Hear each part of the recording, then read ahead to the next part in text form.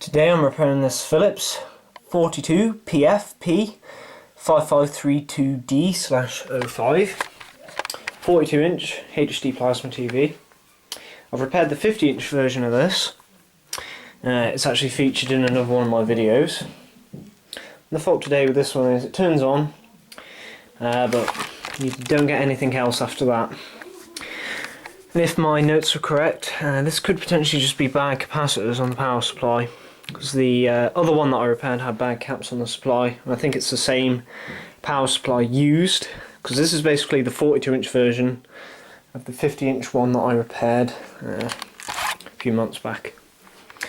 The funny thing is, it came with this wall mount, which is incredibly heavy. It's funny, but I'm going to take the back off, and there's quite a lot of screws. They are Torque 8 type, and the screws that hold on the back casing here. It's a quite heavy TV as well for a 42-inch. Philips use a Samsung chassis and a Samsung panel. They use their own main board, and I think Philips also build the casing, and it's just basically thick steel on all of it. It weighs just as much as a 50-inch, I'd say. Anyway, I'm going to take the top cover off and we'll have a look and see what's causing this issue. I'm using a Torque 8 drill bit on my drill, because there's at least 30 screws that hold this top cover on, and undoing them by hand with a little driver will, well, I know it wears your hand out, and I did the Philips 42 PF5521D, which is older than this, and it had about 100 of this type of screw, Torque 8, and I didn't have the drill driver bit at the time. My hand was worn out after undoing about 20, so yeah. Anyway, that's kind of going off topic. Let's get the top cover off. Another really annoying thing about the screws used on this is they tend to get stuck in the drill driver bit. You have to kind of break them off, which is kind of annoying. To avoid that happening, what I do is undo it till it's nearly out, and then just twist it out with my hands so it doesn't get stuck on the end of the drill bit, which is annoying when that happens. Taking the top cover off this TV and flipped it around. That's the Y main, and this is the Y buffer. There's our power supply, our X main. On Samsung's it's an X main. So our main AV board, and under there is a T-con. The first thing that caught my eye was missing screw out of the power supply. In fact, there's several that are missing. And you know, there's that, and also on the cover there's a warranty sticker, so this has obviously been repaired by somebody else. However, I don't think they've done that good of a job. So what I'm going to do is I'm going to unplug our sustain boards, and I'm going to see if we get the VS and VA voltage from the power supply. By the way, there's a little legend chart here for what that voltage should be. So this doesn't use chained energy recovery, so the Y main gets its own power and the X main gets its own power on the power supply.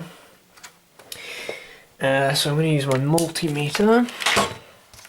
I'm just going to see if the VS voltage comes up, or if any voltages come up at all.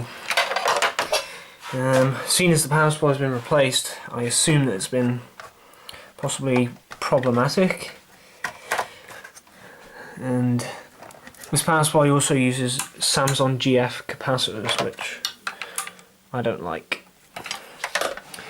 So getting these to power on is a bit of a nightmare as well. You have to fumble around with the power button. Oh. Okay. We've got 2 clicks on the relay.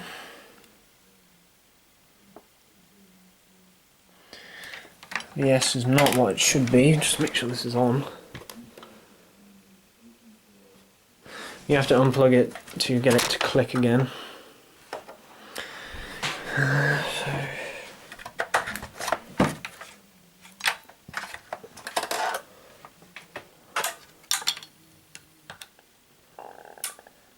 VS does not rise. VS is just completely dead. And we're getting a blinking LED on the power supply. Get a 2 blink error code, or I'll have to count the blinks coming from that, and then we can see what the failure is. But before I bother even going to look up anything on Google, I'm just going to check the fuses on the power supply, because the power supply on plasma TVs has several separate voltage rails and different driver circuits for different voltage rails.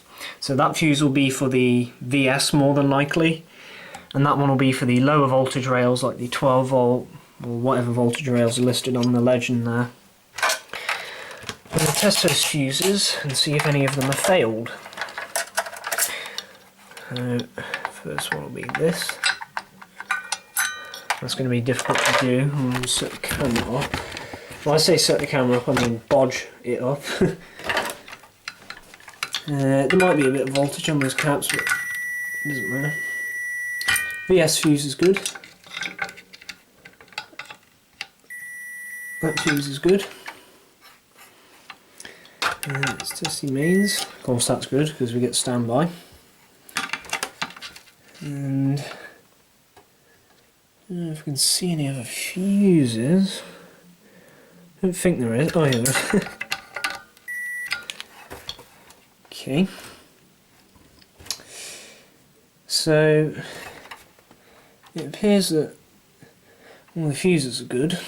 So we possibly just have something that's intermittent, like a failed capacitor, which is causing the voltage rails not to rise.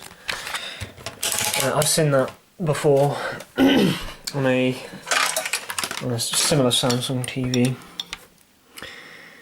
Or the VS on signal could be incorrect. So there's a legend down here which has the voltage rails listed. I'm going to start checking them. I'm going to see if anything is obviously out of order. So I thought that it'd also be a good idea just to see what error code this LED gives.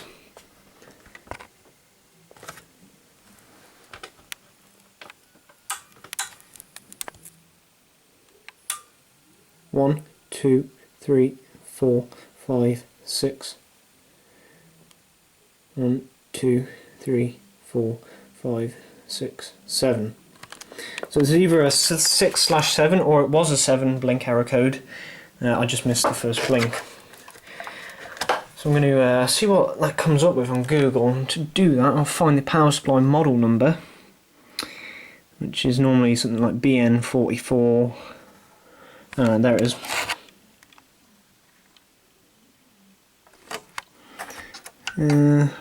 Oh, it's an Lj440. That's the power supply number, Lj4400143A. I'll look at that and then see what a 7 blink error code corresponds to. Right, so I've unhooked the main board and the power supply still acts the same way, so I'm pretty sure it's actually at fault. So I'm going to pull it out the TV and start diagnosing.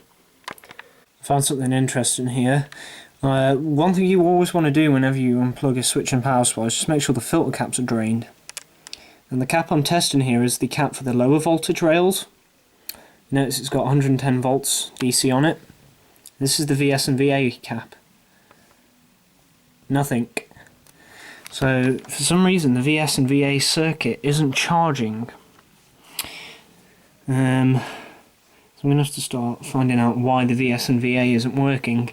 All the other voltages are until the power supply goes into shutdown. I found a potential issue. Q8007 is showing up shorted on all 3 of the legs. It does have a drop-in resistor, however all 3 legs are showing up as shorted. The drop-in resistor only covers one of the legs on the transistor. I'm going to have to take that out of circuit and see if it is still shorted. So it makes sense now why the TV shuts down and rather than there isn't a blown fuse. It's because that transistor doesn't have a fuse. So I'm guessing that it draws too much current because it's shorted, which trips the protection circuit. But I'm going to have to test it out of circuit anyway, just to see if it is bad. And we'll see from there on. I decided to remove the transistors just to see if they were actually the failure, because when I see this type of transistor fail, normally it takes out a fuse, but looking at the way this is designed, I think I know what's happened here. This one, it actually tests good, but as you can see there's a huge burn mark on the back. And this one is the shorted one. Now the top of that broke off because they were literally like super glued to that thermal pad or mica insulator there. It was incredibly hard to get that off. But what I think happened, the reason why this one has got like a huge burn mark on it is because this one was either overloading it, because this transistor, these are in series, so it goes to this one first, and then this one was the shorted one, which is second. I think it was just overloading the first one or something, which caused it to smoke. But I was quite surprised to see that this one still tests good on my meter. Also found a shorted, I think this is a Zener diode. I haven't looked at the specs on it yet, but this is a snubber diode as well. Which I thought it was just because it was in circuit, because it has 2 drop-in resistors, but the diode itself is actually shorted, which is quite an odd one. I'm going to replace these electrolytic capacitors, because they're Samsung GF, which are a crap series. And I'm also going to check this little control board, just check the ICs on it. But I'm going to order 2 transistors. I'm going to see about replacing some of these caps on this power supply as well. But so far, after removing these devices, the short circuit has gone away. So, looks like it's just a simple pair of transistors. I'm just going to do a parts overview of what I've got to order for this TV. The 2 diodes, which I'm going to replace, the part number on them is a 1N5819 1 amp Schottky diode. And these come in a pack of 20, and I can't find a pack of 1 or anything. And it's more reliable if I replace both of them as well, so that's what I'm going to do. Then I'm going to find the parts for the MOSFETs, or as I refer to them as transistors. These are 22N60P N-channel MOSFETs, 600 volt, 22 amp, in the TO247 package size, which is this package that these come in. I'm going to replace both of these. They're £6 each, yes, but even though the one doesn't test shorted, I'd rather just replace it, as it has shorted to this heatsink. So, and that's not good. Now, as this mica insulator pad is damaged as well because of this transistor, I'm going to be replacing that as well. And to find a new mica insulator, just look at the package size of the transistor, which this is a TO247. And you get lots of results. Just select TO247, I've got 5 of them, and it includes new mica insulators for these, and some little screw washers as well, which is pretty nice. You don't want to be reusing this mica insulator if it is damaged like that, because if this transistor does short to the heatsink again, it'll just overdrive it and it'll just go short circuit again, and that's £6 down the drain on a transistor. So, and this heatsink is hot ground as well, by the way. So you don't want this transistor to be short into the heatsink, because it's just going to cause a lot of issues. And it will be thermally better for the transistor. It will be able to cool a lot better with a new insulation pad on there. So it's about £15 in parts to get this working.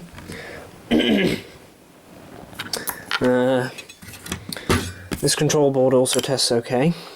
I'm going to do some preventative maintenance on this power supply as well. These green capacitors I've seen fail on several occasions, and I've seen them fail without bulging either, so that could be an issue. So I'm replacing any cap that has a blue marker on the top. So that cap, that cap, and that cap. These guys, that one, and that one, that one, that one, you, and there's some others over here. I've seen those caps fail numerous amounts of times, and I don't want to have to seal this thing up and then a few weeks later it comes back to me with failed capacitors, causing it to, you know, not power on. And these smaller caps, which filter higher voltage, and you know, some of these filter the VCC for this IC, 5V standby IC here. If those do fail, they can cause the IC to fail as well.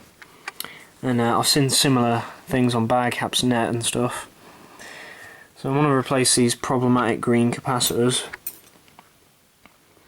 And that one, oh, it's just wonky. But yeah, I'm going to order in the parts, and hopefully it fixes this TV. There's nothing else obviously wrong. This control board tests okay, as I've said. So let's order some transistors in, and some diodes and an insulating pad. I'm going to replace these 3 caps before I do power this TV on, and that one. And then hopefully it should work. So I'm going to get back to you. I'm going to get off to bed because I have a cold, as you can probably tell from my voice. And we'll wait for the new parts to arrive. Started to repair this power supply here. As you can see, got 2 heat sinks off the board and started replacing capacitors. Replace the standby rail caps. I replaced the 2200 microfarad cap as it's part of the standby rail. And replaced all the caps up there for the controller section. And the cap on the controller board, the 10 microfarad one, I've replaced that as well. Yes, I'm using Jamicon for the smaller caps, however they are 105 degrees rated, and they'll probably outlast the rest of the TV, to be honest. So that's control board. These transistors are for the PFC boost converter stage for the VS and VA rails, because they use a lot more juice. They have their own PFC control section. This is the control board which drives the 2 transistors that are there. They basically create the buck voltage for the VS cap, and then it goes through the switching transistors and then to the output diodes, and then to the connector. Well, then through the bulk cap and then to the connector. It's kind of strange how that transistor didn't blow a fuse, but I don't know if it's like a design issue or anything, but at least the power supply did shut down to protect itself. I took these heat sinks off because it was easier to access those capacitors. These are primary switching transistors. And these 2 diodes that are on the heatsink there, I just added some thermal paste to them, some cheap silicon type, just because they didn't have any. Just help them cool better and make this thing a bit more reliable. Apart from that, nearly complete. These caps here, I've ordered them, that's why I haven't taken this heatsink off, so I've got caps on order for those lot, and for these 2, which is why they're not replaced yet. They're a bit of odd values. One thing I want to complain about as well is how difficult this board is to solder on. I mean, it's a dual layer board, which normally are a lot harder to solder on, but I'm normally able to work on those fine. But Samsung seem to have added some sort of mask over the top of the solder joints. It's like, I don't know if I'll be able to pick it up, but you see the glossiness it goes over the solder joints. Now solder joints normally are glossy if you do them properly, but it's like an extra glossiness over them. It's like some sort of mask, and when you melt it, it like curdles up into this like black stuff around the joint, and you can't flow fresh solder onto what you're trying to solder. It's a bit of a nightmare. This is actually after a good clean up. It was a lot worse before. I haven't lifted any pads though, which is a good thing. In fact, I don't think I've lifted a solder pad in a few months now. But yeah, it's going well so far. Just gonna wait for the parts to come in, and can fix this supply. All the parts have arrived. We've got the 2 transistors here. These are IXFH2AN60P3, 28 amp, 600 volt. I couldn't source the 22 amp 600 volt, but the parameter on these is the same, and it's just a bit more current. Should hopefully relieve a bit of the strain on them. And the thermal pads have arrived, and I've got all the caps and everything. So we get on with installing these onto this power supply. What I like to do when putting these mica insulators on, they tend to slide all over the place, so what I like to do is use a bit of thermal paste. Use silicone paste, don't use like silver or diamond paste, only use silicone, which isn't conductive. Just put a little blob in the centre, then stick the pad on, put a little blob on the device, and then you should just be able to screw it down, and the thermal paste will help it cool a bit better. So I'm going to get on with replacing those. Here are the transistors as well, and the diodes in there, so I'm going to replace these. I just thought I'd show you the soldering on the board as well. Now these black marks I can't seem to remove. It's because there's, as I explained, some sort of like coating on this board from Samsung, but no pads are lifted, so it was very difficult to solder on this one, even with a good solder station. Well, I've done it anyway. Let's properly try it. You want to make sure that you line these up properly and there's no metal that can, be exposed and the transistor can touch the heatsink. Because if it does, it's going to short to it and then you're going to have an issue. And when you handle these, hold all 3. That's how I meant when I stuck it to the heatsink. I just add a little blob of thermal paste, then position it. There. So I'm going to get these mounted. And you want to make sure you screw them into the heatsink before you solder them as well. It just makes it a lot easier, because trying to solder them when they're not, tightened down to the heatsink is just a nightmare. So I'll get on with this. I fixed this TV, and the reason why I haven't done a video on the initial first power up is because it failed. It was a bit of a stupid mistake on my end. Something that I didn't realise when I diagnosed this, and it makes sense. So I plugged it in, and we was getting a 7-blink error code again, and me being the dork I am, I didn't put 2 and 2 together and realise that that alarm signal chart corresponds to what that LED flash is. I was getting a 7-blink again, which is a DC 5 volt error, and that DC 5 volts goes to the control board, which then tells the VS and VA and VG voltage rails to start. Now the DC 5 volts for that is actually controlled by this PFC section, and that DC 5 volt signal turns that PFC section on. Now that was blown out, wasn't it? And I was stupid not to bother even checking the fuse for the PFC section, which is this one, and it was blown. I don't know why I didn't check that when I was diagnosing this, but apparently I didn't. So I was fumbling around, I checked those transistors that I replaced again for short circuit, and you know, they weren't. So I checked that fuse, and indeed it was blown. And this is a 4.5 amp, and the replacement is a 5 amp, because I didn't have a 4.5 amp fuse in stock, and I think it should work just as well with a 5 amp. So 2 clicks on the relay and the TV starts.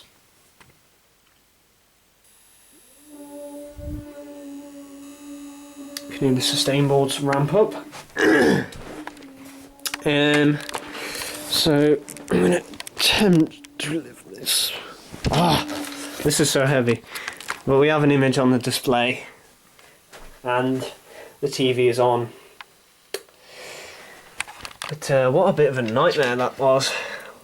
It only took me a few minutes to diagnose that that fuse was blown, but I was a bit peed off because I'd done quite a bit of work on this supply. But it's all good. There's 28 amp transistors on there now. Should work a bit better. So in total I have replaced those 2 transistors, their snubber diodes, that fuse, and that would have got the TV up and working. But what I decided to do was recap the Samsung GF brand caps as well, because they're notorious for failing. So hopefully this supply should be pretty reliable now. And you'll notice I've only got like 4 screws in it, and that's because the original person that attempted this repair actually bodged it up and only put 4 screws in the supply, which, you know, is dangerous because this supply is heavy and it could flex if you don't have all the screws in to hold it down. I mean, when the TV is stood upright and I've got it laid down flat, it should be fine like this. But of course, if it's laid down flat, you can't watch the screen. So I would like to actually know who repaired that, because it's kind of dangerous not replacing all those screws. And this clip has come off. I think it goes there. But yeah, mystery solved. So I'm just gonna test it for a bit. I'll get it plugged into the Freeview over here. But yeah, it's looking good so far.